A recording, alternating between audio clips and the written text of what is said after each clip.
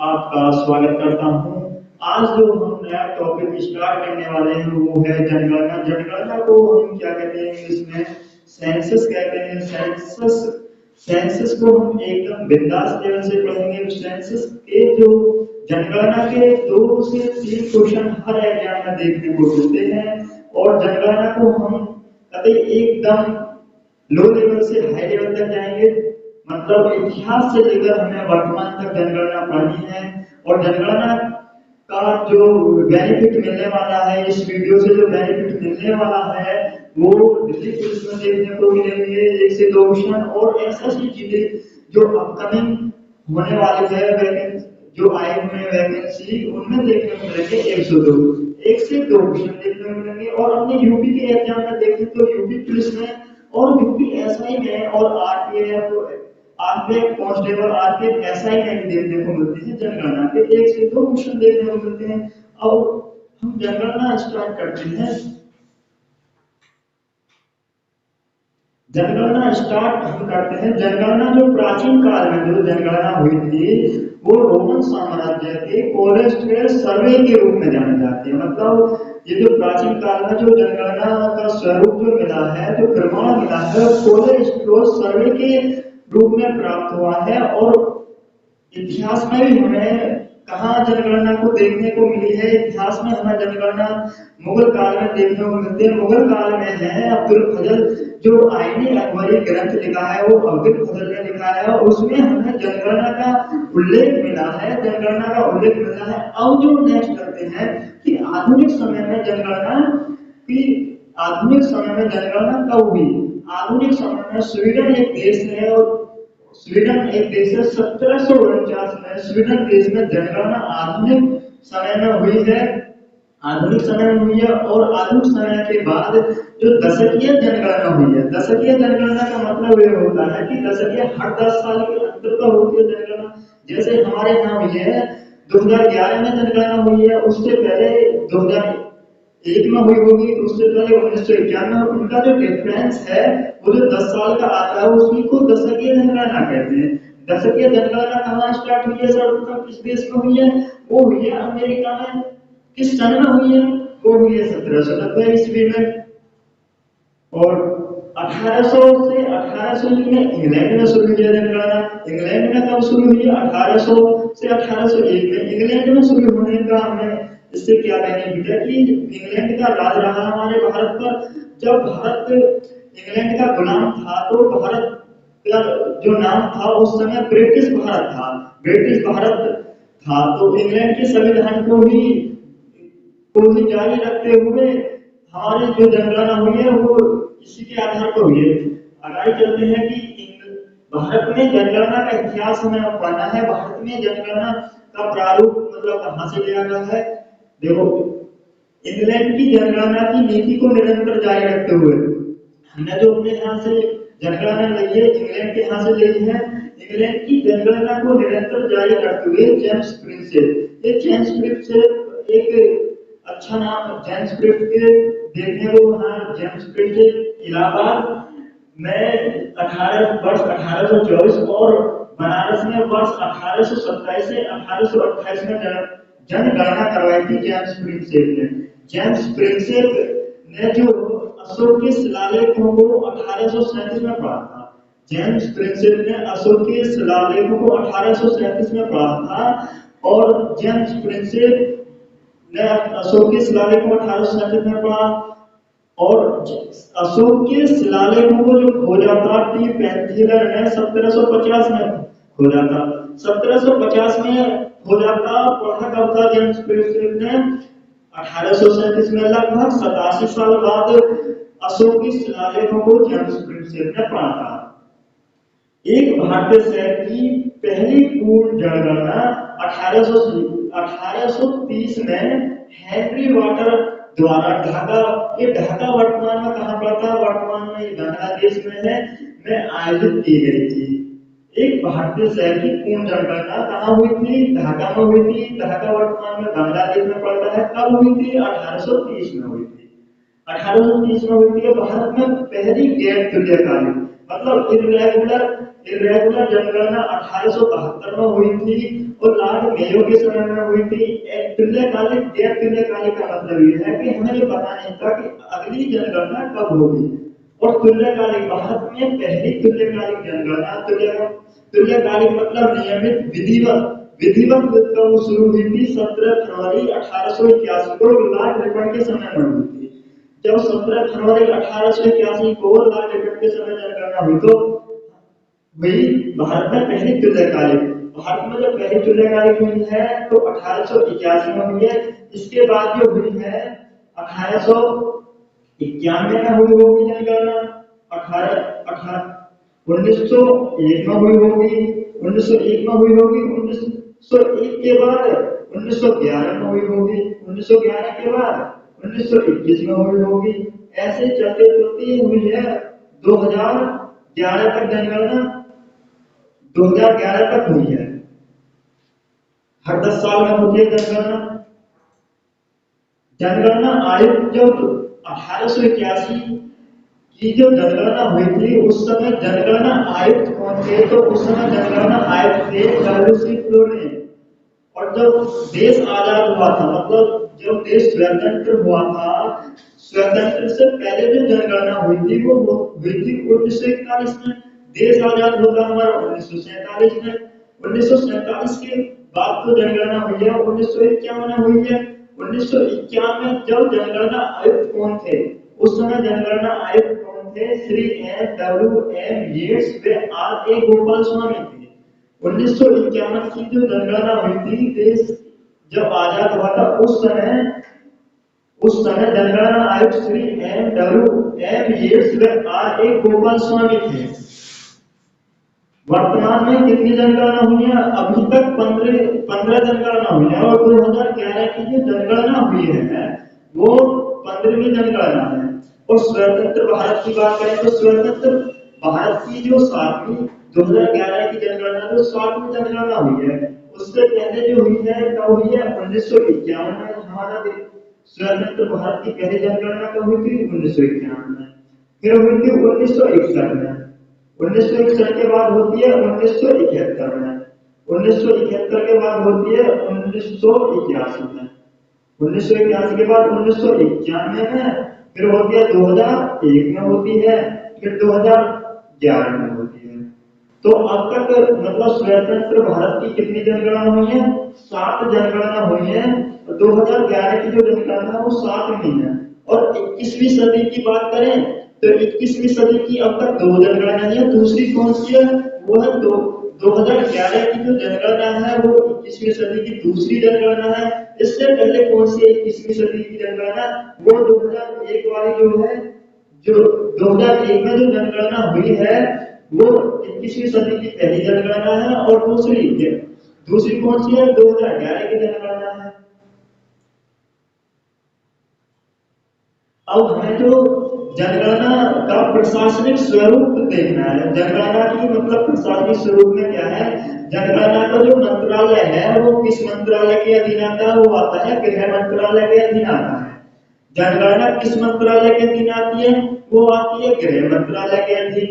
और संविधान की जो 7वीं अनुसूची के तहत सन सूची का विषय है जनगणना। 7वीं अनुसूची के तहत सन सूची का विषय है। और 7वीं जो अनुसूची है इसमें 3 सूची होती है। एक तो होती है सन सूची होती है, एक होती है राज्य सूची, तीसरी सूची कौन सी है? वो है समवर्ती सूची। तो सन सूची का विषय है जनगणना। और सूचियों की संख्या कितनी होती है? 3 होती है। जनगणना का दायित्व जो है अनुच्छेद 240 में मिलता है। वो भी किसके पास है? केंद्र सरकार के पास है। जनगणना जो अनुच्छेद 240 में है और केंद्र सरकार के पास है। स्वतंत्रता के बाद पहला अधिनियम जनगणना को लेकर कब आया? 1948 जनगणना अधिनियम आया। स्वतंत्रता के बाद पहला जनगणना अधिनियम आया है 1948 जनगणना अधिनियम आया है।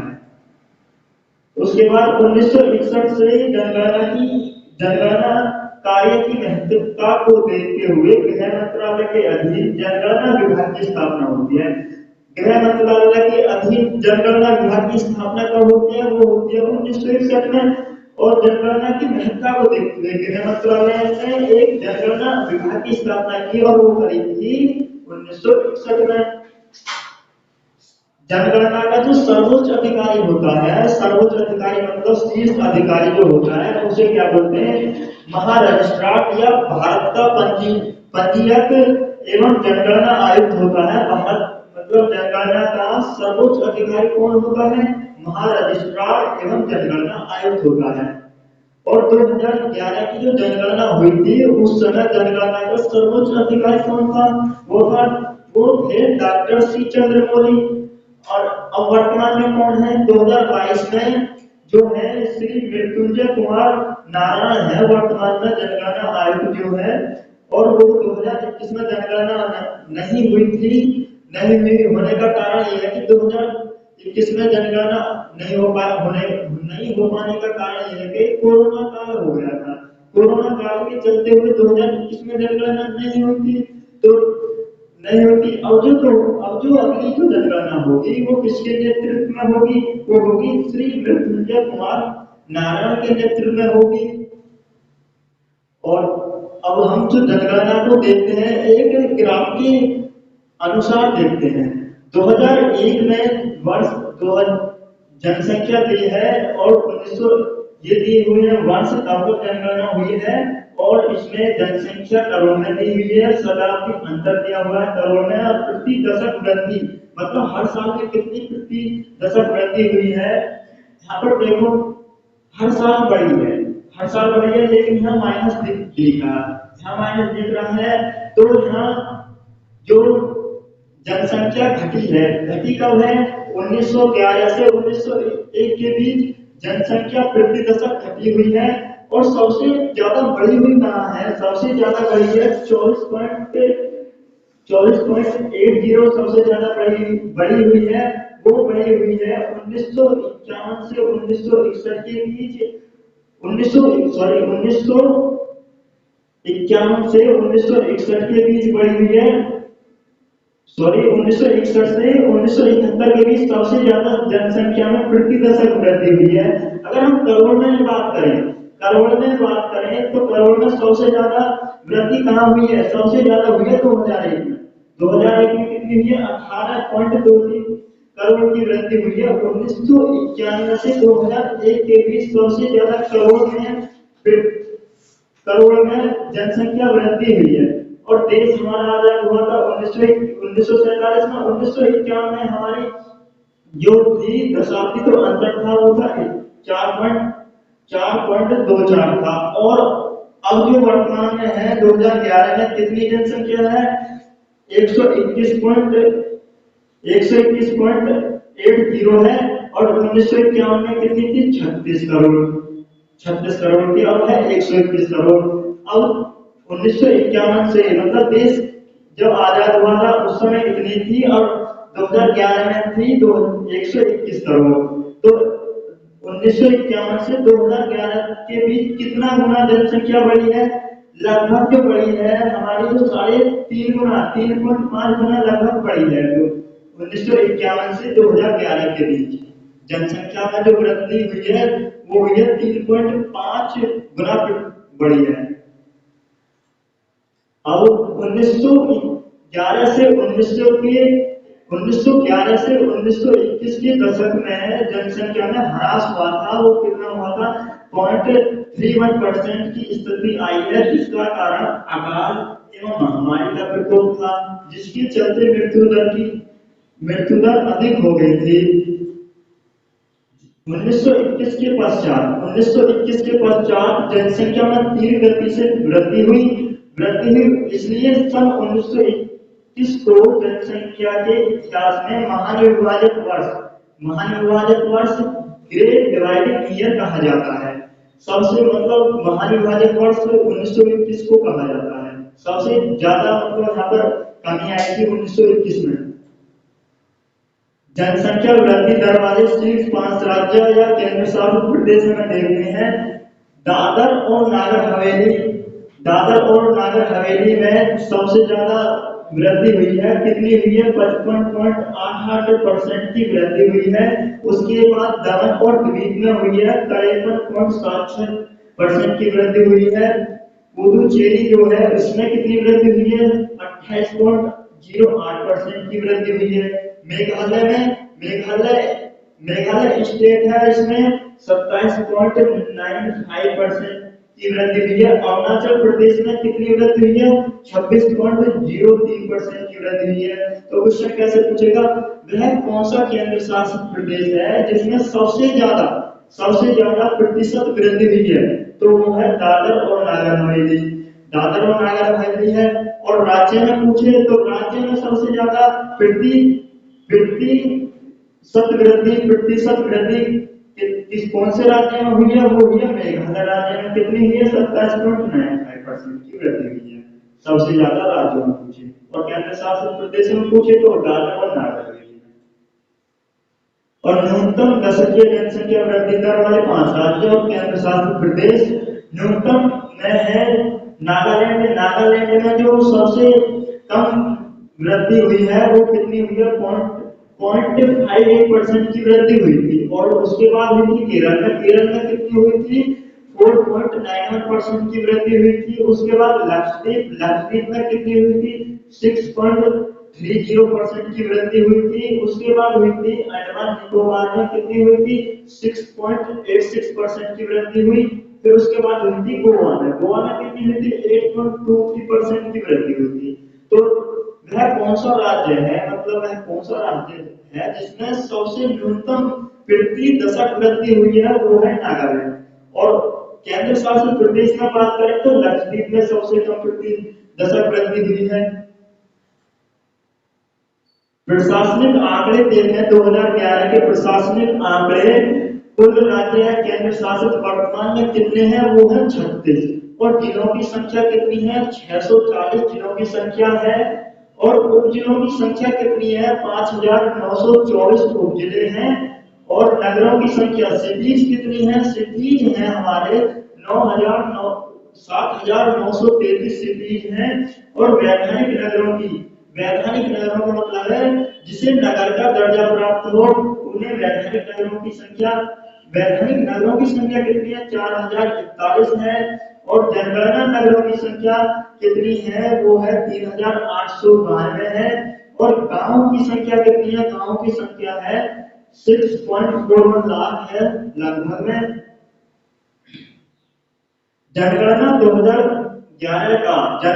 काल 9 फरवरी 2011 से 28 फरवरी 2011 थी।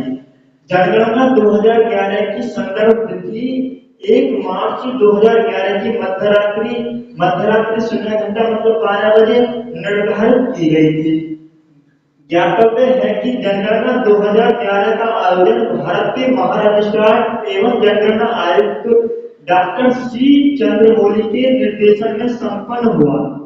2001 की जो जनगणना हुई थी उस समय जनगणना आयुक्त जयंत कुमार पंथिया। और 2011 की जो जनगणना हुई थी उस समय कौन थे जनगणना आयुक्त? उस समय जनगणना आयुक्त डॉक्टर सी चंद्रमौली थे। जनगणना के महत्वपूर्ण आंकड़े हैं 2001 में कितनी है? 2011 में। और उनका डिफरेंस हमें 2011 की जनगणना पढ़नी है। 2011 की जनगणना में व्यक्ति मतलब कितने थे? वो थे 121 करोड़ हमारी 2011 में जनसंख्या थी लगभग। और उसमें पुरुष कितने थे? पुरुष थे 62 करोड़। और महिलाएं कितनी थी? लगभग थी 58 करोड़ थी। और ये जो अंतर आ रहा 18 करोड़ का वो 2001 और 2011 की जनगणना को 102 करोड़ और 121 करोड़ का डिफरेंस ले तो 18 करोड़ के समथिंग आएगा। और हमें जो 0 से 6 जो आयु के जो वर्ष के जो आयु की जो जनसंख्या है वो कितनी है?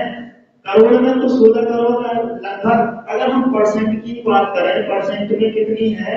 13.6% 2011 में थी। 0 से 6 वर्ष तक की जो जनसंख्या थी। और नगरीय प्रतिशत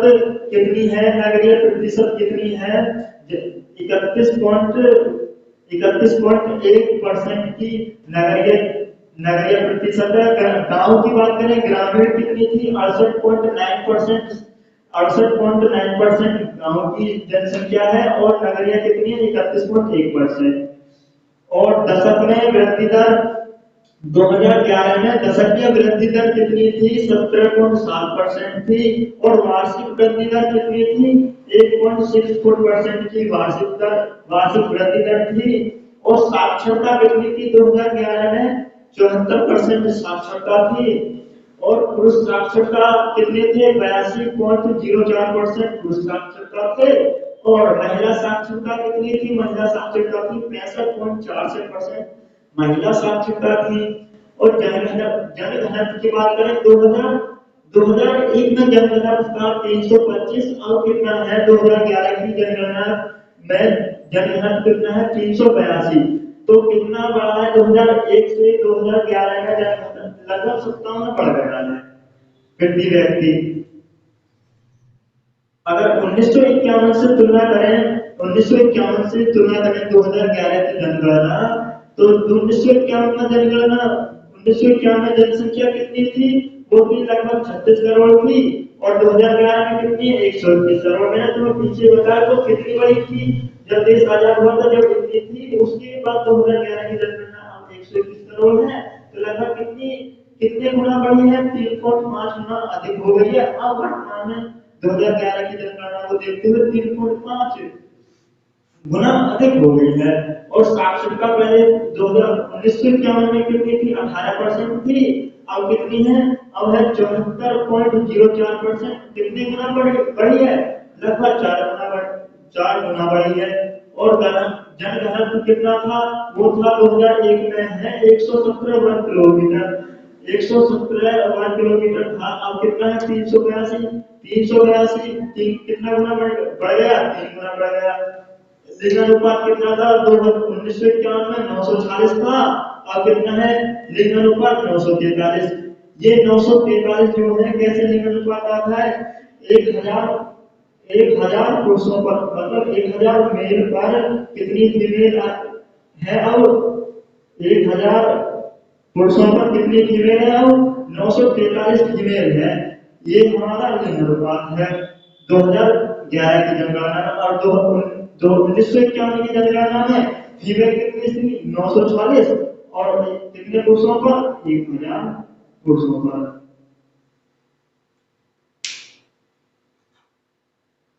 लिंगानुपात की बात करते हैं। भारत में लिंग संरचना 1901 में लिंगानुपात कितना था? 992 था। 1911 में कितना हो गया? 964 हो गया। 1921 में 955। 1931 में 950 हो गया। 1941 में कितना था? 945 था। 1951 में 946 था। 1961 में 941 था। और 1971 में 930। और 1981 में 934 था। और 1991 में 927। 2001 में 933 था। और 2011 में कितना है? 943 है। 1951 में 946 और 2011 की जनगणना में लिंगानुपात कितना था? 943।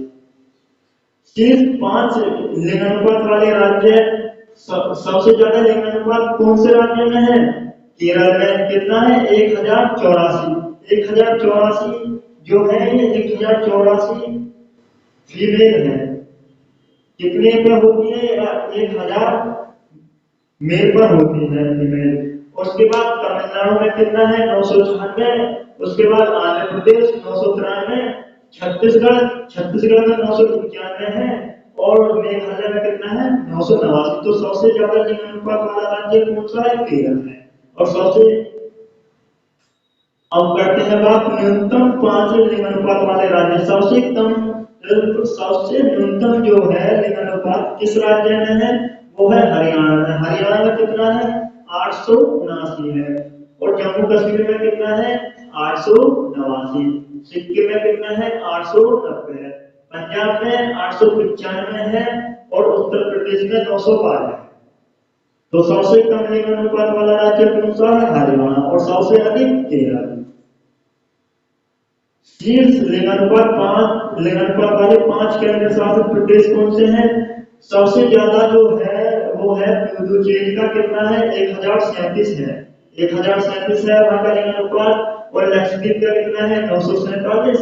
अंडमान निकोबार द्वीप समूह का है 876 और दिल्ली का है 868 और चंडीगढ़ का है 818। तो सबसे ज्यादा लिंगानुपात कौन से केंद्र शासित प्रदेश में है? वो है पुडुचेरी में, कितना है? 1000।